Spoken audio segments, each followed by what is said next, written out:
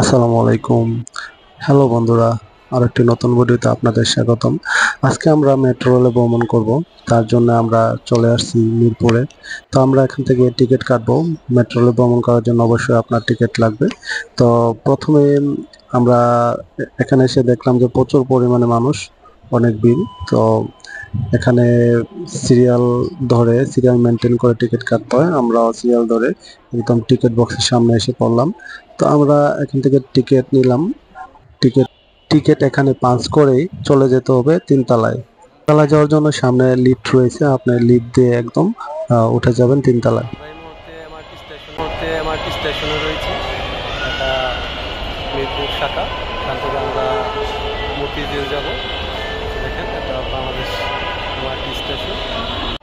কিছুক্ষণ অপেক্ষা করার পর আমাদের ট্রেনটি চলে আসলো, যে ট্রেনটি দিয়ে আমরা ভ্রমণ করব। তো এখানে 10 মিনিট পর পর ট্রেন আসে।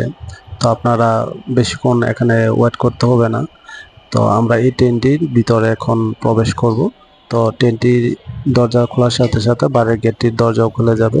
তো আমরা এখন ট্রেনের ভিতর প্রবেশ করলাম। তো ট্রেনের ভিতর প্রচুর মানুষ, একদম বসার কোনো জায়গা নেই। দেখেন একদম ভরপুর মানুষ। তো এখানে কথা বলতে একটু লজ্জা লজ্জা লাগছিল।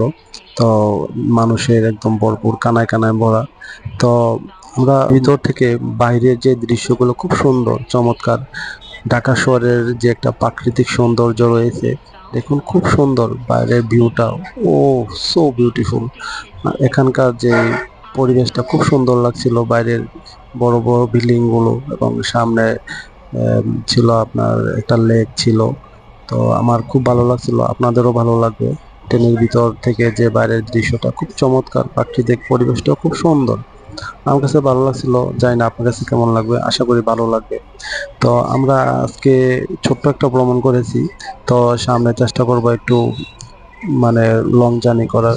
তো আমার কাছে ভালো লাগছে, আপনাদের কেমন লাগছে আপনারা অবশ্যই কমেন্ট বক্সে জানাবেন। তো আমি এর আগে সিঙ্গাপুরে ভ্রমণ করেছি।